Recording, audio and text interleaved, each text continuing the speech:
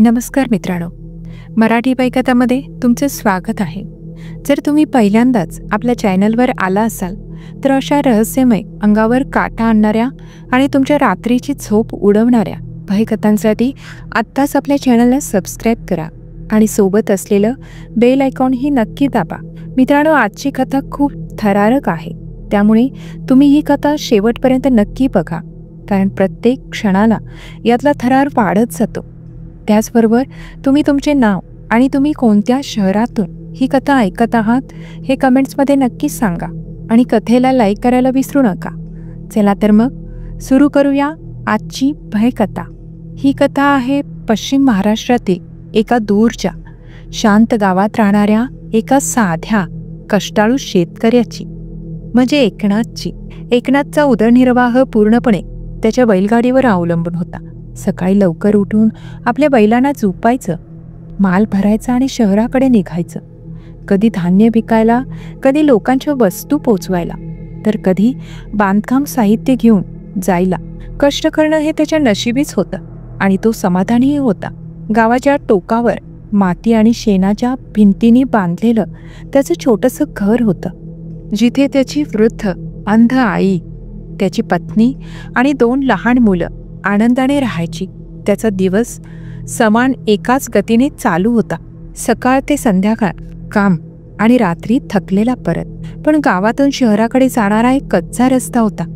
हा रस्ता शेतांच्या मधून जात होता आणि दिवसा हा अगदी साधा, सरळ वाटायचा. दोन्ही बाजूला उभी असलेली गव्हाची आणि ज्वारीची शेतं वाऱ्यासोबत हळुवारपणे झुलायची. मात्र रात्रीच्या वेळी याच रस्त्याचे रूप पूर्णपणे बदलून जायचे. दिवसभर शेतात काम करणारे शेतकरी रात्री घरी परतलेले असायचे आणि मग तो रस्ता सापासारखा वळणदार आणि भयानक वाटू लागायचा. रात्रीच्या वेळी वाऱ्याची झुळूक नसतानाही शेतात उभे असलेले उंच वृक्ष अचानक हलायचे, जणू कोणीतरी त्यांच्यामधून जात आहे. गावातील वडीलधारी मंडळी नेहमी सांगायची की हा रस्ता पूर्वी कधीतरी एका शाही काफिल्याचा तळ होता आणि जिथे एका भूत प्रेताचं, म्हणजेच एका भयंकर आत्म्याचा वास आहे. तो रात्रीच्या वेळी वाटसरूंना भटकवतो, त्यांच्या मागावर येतो आणि कधीकधी लोकांना गायबही करतो. पण एकनाथचा या गोष्टींवर विश्वास नव्हता. तो नेहमी म्हणायचा, अहो, दिवसा जो रस्ता सरळ आहे तो रात्री वाकडा आणि वळणदार कसा होईल? पण ही गोष्ट सांगण्यापुरतीच चांगली होती. ती रात्र, ज्या रात्री एकनाथचा हा सारा विश्वास बदलून गेला. एकनाथला त्या दिवशी शहरात मजुरी करताना खूप उशीर झाला. एका ग्राहकाने सामान भरल्यावर आणखी काही ओझं त्याच्या गाडीवर लादलं, ज्यामुळे जास्त वेळ लागला. तो घाईघाईत परतण्याच्या तयारीला लागला, पण सूर्य कधीच मावळला होता. त्याने आपल्या बैलांना हाकललं आणि परतीच्या प्रवासाला सुरुवातही केली. रात्र खूप गडद होती. आकाशात ढग जमा झाले होते आणि त्यामुळे चांदणीचा प्रकाशही दिसत नव्हता. रस्ता नेहमीप्रमाणे निर्जन आणि शांत होता. तो अजून रस्त्याच्या मध्यभागीही पोचला नव्हता. तेवढ्यात त्याला एक अस्पष्ट सावली दिसली. ती एक मुलगी होती. लांब काळेभोर केस, पांढरे शुभ्र वस्त्र आणि चेहरा विलक्षण सुंदर. एकनाथला वाटलं आपल्या नजरेचा हा भ्रम असावा, पण नाही, ती मुलगी खरोखरच तिथे उभी होती. रात्रीच्या त्या वेळी गव्हाच्या शेतांच्या मधोमध एक तरुण मुलगी एकटी काय करत होती? एकनाथने आपल्या थरथरत्या हाताने कंदिलाची वात थोडी मोठी केली. अंधारात कंदिलाचा फिकट पिवळा प्रकाश केवळ काही फुटांपर्यंतच पसरत होता, पण त्या प्रकाशात दिसणारा तो भयान देखावा त्याच्या हृदयाची धडधड वाढवत होता. ती मुलगी तिथे अगदी शांत उभी होती. तिच्या लांब काळ्याभोर केसांच्या बटा वाऱ्यामुळे किंचित हलत होत्या, पण तिच्या शरीरात कोणतीही हालचाल नव्हती. एकनाथच्या बैलगाडीचे चाक हळुवारपणे चर्र चर्र असा आवाज करत होते आणि बैलांचे श्वासोश्वास खूप वाढले होते, जणू काही त्यांनाही रस्त्यावरच्या असामान्य उपस्थितीची जाणीव झाली होती. एकनाथने हिंमत करून तिला हाक मारली, ए बाई, तू कोण आहेस? एवढ्या रात्री या निर्जन रस्त्यावर काय करत आहेस? या प्रश्नावर कोणतंही उत्तर आलं नाही. ती मुलगी केवळ उभी राहिली. तिचा चेहरा सपाट होता, आणि तिच्या नजरा थेट एकनाथवरच खिळल्या होत्या. तिच्या चेहऱ्यावर भीती नाही, चिंता नाही किंवा मदतीची याचनाही नव्हती. एक अनाकलनीय शांतता होती. तिच्या डोळ्यांमध्ये एक अजीबशी चमक होती. ती सामान्य डोळ्यांची चमक नव्हती. ती चमक अशी होती जणू मंद जळणाऱ्या अंगारांची उष्णता त्या रात्रीच्या काळोखात शोषून घेत आहे. एकनाथच्या पाठीच्या कण्यातून भीतीची एक थंड लहर सळसळून गेली. त्याचे बैल बेचैन होऊन शेपूट आपटू लागले आणि त्यांच्या नाकपुड्या फडाफड हलू लागल्या.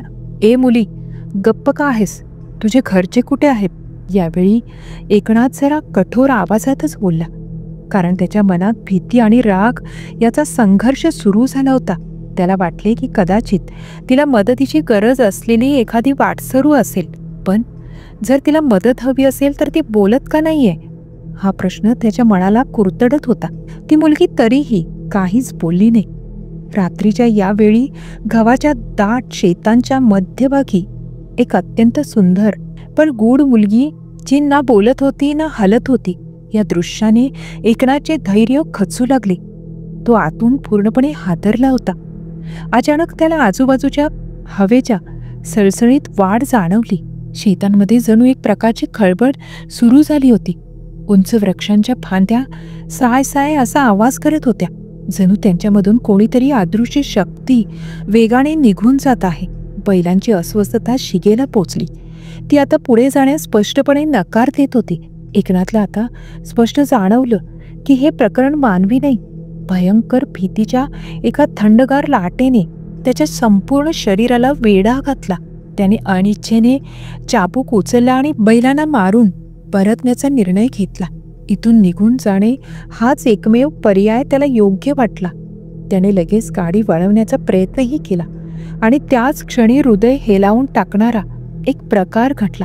जी मुलगी आतापर्यंत त्याच्या गाडीच्या मागे किंवा बाजूला उभी होती, ती अचानक त्याच्या अगदी समोर उभी राहिली. हे काय? एकनाथच्या तोंडून अस्पष्ट किंकाळी बाहेर फुटली. हे कसं शक्य होतं? त्याने गाडी पूर्णपणे वळवलीही नव्हती, तरीही ती मुलगी क्षणार्धात रस्ता अडवून त्याच्या वाटेत पुन्हा उभी राहिली होती. त्याच सपाट चेहऱ्याने एकनाथच्या हातातून चाबूक खाली पडला. त्याच्या हृदयाची धडधड ढोल वाजवावी अशी सुरू झाली आणि कपाळावर घामाचे थेंब चमकू लागले. त्या थरथरत्या आवाजात त्याने विचारलं, तू तू तू कोण आहेस? यावेळीही तिने काही उत्तर दिले नाही. पण आता ती हळूहळू हसू लागली. ते माणसाचे हसू नव्हते. ते निर्जीव, पोकळ आणि भयानक असे हसू होते. जणू ती पृथ्वीवरच्या कोणत्याही गोष्टीचे हसू नव्हते. ते हसू एखाद्या भूताप्रेताच्या चेहऱ्यावर शोभणारे होते. रात्रीचा काळोख आता अधिक गडद झाला होता. आकाशातील ढगांच्या फटीतून चंद्र जरी डोकावत होता, पण त्याचा प्रकाशही त्या सुनसान रस्त्याच्या गडद अंधाराला भेदण्यात अयशस्वी ठरला होता. एकनाथचे मन एका अज्ञात भयाने कापत होते. एकनाथच्या डोळ्यासमोर आता केवळ ती मुलगी आणि तिच्या ओठांवरचं ते भेसूर हसू एवढंच होतं. तिच्या चेहऱ्यावरचे हास्य काळोखापेक्षाही गडद होतं. त्याला जाणवलं की ती सामान्य माणूस नाहीये. ती या रस्त्याचा शाप आहे, ज्याबद्दल गावातील लोक बोलायचे. हे देवा! एकनाथच्या तोंडातून शब्द फुटला. त्याने अत्यंत घाबरून बैलांना पुन्हा चाबूक मारण्याचा प्रयत्नही केला. बैल जोरजोरात हंबरू लागले. त्यांचे डोळे भीतीने पांढरे फटक झाले होते, पण त्यांचे पाय जमिनीला खिळल्यासारखे होते. त्यांना कोणीतरी अदृश्य शक्तीने पकडून ठेवल्यासारखंच वाटत होतं. याच क्षणी एकनाथच्या आजूबाजूला अनैसर्गिक शांतता पसरली. जे क्षणभरापूर्वी वाऱ्यामुळे सळसळणारे गव्हाचं शेत होते, ते आता अचानक एका दगडी भिंतीसारखे स्तब्ध झाले. वाऱ्याचा एकही झोत नव्हता. झाडांची पाने एकाच स्थितीत गोठल्यासारखी वाटत होती. पक्ष्यांचे किंवा किड्यांचे कुठलेच आवाज ऐकू येत नव्हते. जणू काही संपूर्ण सृष्टी श्वास रोखून हा भयानक खेळ पाहत आहे. या स्तब्धतेत ती मुलगी हळूहळू एकनाथच्या दिशेने चालू लागली. ती चालत नव्हती, तर हवेत तरंगत येत होती. तिच्या पावलांचा कुठलाच आवाज नव्हता. फक्त तिचा पांढरा शुभ्र पोशाख आणि तिचे डोळे अंधारात अधिक चमकू लागले होते. एकनाथला आता स्पष्ट जाणवलं की त्याच्यासमोर उभी असलेली आकृती मानवी नाही. तू तू इथं कशी आलीस? एकनाथने घाबरून विचारले. ती काहीच बोलत नाही. पण जशी जशी ती जवळ येऊ लागली तसा तसा एकनाथच्या कपाळावरचा घाम अधिकच थंड होत गेला. भीतीने त्याच्या शरीरातील रक्त गोठायला लागलं. त्याने जीव वाचवण्यासाठी अखेरचा प्रयत्न करायचं ठरवलं. त्याने वेगाने गाडी डावीकडे वळवण्याचा प्रयत्न केला, पण तो क्षणभर थबकला. तो रस्ता, तो परिचित साधा मातीचा कच्चा रस्ता जो त्याला त्याच्या गावाकडे घेऊन जात होता, तो जादू झाल्यासारखा गायब झाला होता. त्याऐवजी आता तिथे एक सुनसान, पूर्णपणे अंधारी आणि वळणावळणाची पायवाट दिसत होती. ती पायवाट अशा ठिकाणी जात होती जिथून परत येणं अशक्य वाटत होतं. हे काय चाललंय? मी कुठे आलो? एकनाथने गोंधळून आपल्या भोवती पाहिले. त्याला वाटले की तो रस्ता भटकला आहे. पण एवढा मोठा रस्ता क्षणार्धात कसा बदलू शकतो? त्याचे डोळे वारंवार लुकलुकले, पण सत्य बदललं नाही. परिचित रस्ता नष्ट झाला होता आणि तिथे काळोखाच्या साम्राज्यात जाणारी एक भयान वाट तयार झाली होती. बैल आता नुसते हांबरत नव्हते, तर ते जोरजोरात किंचाळत होते.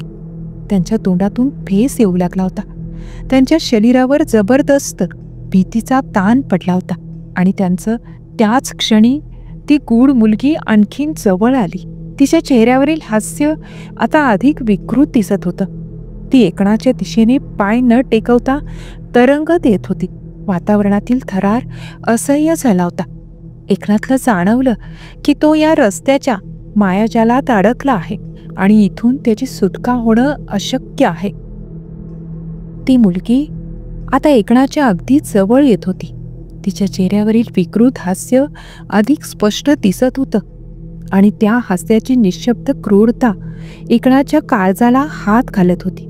त्याचे डोळे आता भीतीने मोठे झाले होते आणि त्याच्या शरीरातून जीव हळूहळू निघून जात असल्यासारखं वाटत होतं. जशी जशी ती जवळ आली तसे तसे तिचे रूप अधिक भयावह झालं. एकनाथने जे पाहिलं त्याने त्याच्या पायाखालची जमीन सरकल्यासारखं वाटलं. ती मुलगी सामान्य माणसासारखी दिसत नव्हती. तिच्या चेहऱ्यावरचे त्वचा आणि मांस जणू आकर्षले होते. डोळ्यांच्या भोवतीचे भाग खोलवर खोलगट केले होते आणि त्वचेला त्याचा रंग जर्द पिवळसर राखाडी आणि असामान्य होता. तिच्या डोळ्यामध्ये एक अथांग काळोखी विहीर असल्यासारखी चमक होती. तिच्यात पाहिल्यावर कोणालाही खोल अंधारात ओढून घेण्याची शक्ती होती. ती जणू शेकडो वर्षापासून इथे भटकत होती. जिवंत नसलेली पण विनाशकारी शक्ती. हट, माझ्या रस्त्यातून बाजूला हो, एकनाथ अडकळत आणि थरथरत्या आवाजात बोलला. पण मुलगी अजूनही शांतच होती. तिच्या असामान्य डोळ्यांची नजर एकनाथवर खिळली होती आणि तिच्या विकृत हास्यामुळे एकनाथच्या मनात भीतीची चर्र अशी भावना निर्माण झाली. भीतीने गांगरलेला एकनाथ जोरजोरात ओरडला, वाचवा, हे देवा, कोणी आहे का? आणि तिथेच सर्वात भयंकर गोष्ट घडली. त्याची किंकाळी हवेत वेरून गेली. जणू त्या रस्त्यावरच्या दाट अंधाराने त्याच्या आवाजाला गिळून टाकलं होतं. कोणताही प्रतिध्वनी नाही, कोणताही आवाज नाही. त्यानं जाणवलं की या ठिकाणी आवाज आणि काळ दोन्ही कैद झाले आहेत. एकनाथने आपल्या जीवाची शेवटची आशा घेऊन पुन्हा बैलांना हाकलण्याचा प्रयत्न केला, पण बैल जणू जमिनीत रुतले होते. ते हांबरत होते. डोक्यावरचे केस झटकत होते, पण त्यांचे पाय एक इंचही हालत नव्हते. एका अदृश्य प्रचंड शक्तीने त्यांना तिथेच खिळवून ठेवले होते. ती मुलगी आता महत्वाकांक्षी आणि विजयी दिसत होती. ती त्याच्या अगदी समोर झुकली आणि तिच्या अति जवळच्या चेहऱ्यातून एक सर्र करणारा विषारी सापाच्या फण्यासारखा आवाज एकनाथच्या कानावर पडला. मी ती आहे जी या रस्त्याचाच भाग बनते, जी प्रत्येक वाटसरूसोबत चालते, जी केवळ भास नाही तर खरी वास्तवता आहे. तिचा आवाज कुजबूज असला तरी तो इतका तीव्र होता की एकनाथच्या कानाचे पडदे फाटल्यासारखे वाटले. त्याचा मेंदू सुन्न झाला. बैल आता प्राण वाचवण्यासाठी अखेरचा प्रयत्न करत होते. त्यांनी एक जोरदार हिसका दिला आणि बैलगाडीला वेगाने पुढे ओढले. बैलगाडी ढकलली गेली, पण एकनाथ गाडीवर पकड ठेवू शकला नाही. तो धपकन खाली जमिनीवर पडला. आता तो एकटा होता त्या भयाण मुलीसमोर, त्या निर्जन रस्त्यावर. हा रस्ता तुझा नाहीये, हा रस्ता माझा आहे. ती मुलगी आता हळूहळू चालत एकनाथकडे आली. अचानक जमीन थरथरू लागली, जणू तिच्यावर प्रचंड मोठे ओझे पडले आहे. एकनाथने घाबरून मागे सरकण्याचा प्रयत्नही केला, पण त्याच्या पायाखालची माती अचानक मऊ झाली. दलदलीसारखी त्याचे पाय खालच्या दिशेने ओढले जाऊ लागले. लगेचच मुलीचे ते निर्जीव हास्य एका भयंकर क्रूर मोठ्या हास्यात बदलले, आणि जो यावर चालतो तो कधीही परत जात नाही. एकनाथ आक्रोश करत मदतीसाठी याचना करू लागला, पण त्याचे ओठ केवळ उघडझापच करत होते. आवाज नाही. तो वेगाने खाली खेचला जात होता, जणू कोणीतरी त्याला एका खोल अंधाऱ्या गर्तेत खेचत आहे. त्याच्या हाताची बोटे माती खरवडत होती, पण त्याचा काहीच उपयोग झाला नाही. वाचवा हाच त्याचा अंतिम शब्द होता. आणि त्यानंतर सगळं काही काळोखात गडप झालं. रातकिड्यांचा आणि वाऱ्याचा आवाज अचानक थांबला होता.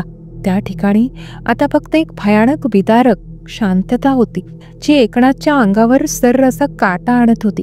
काही क्षणासाठी संपूर्ण परिसर निर्जीव आणि स्तब्ध झाला.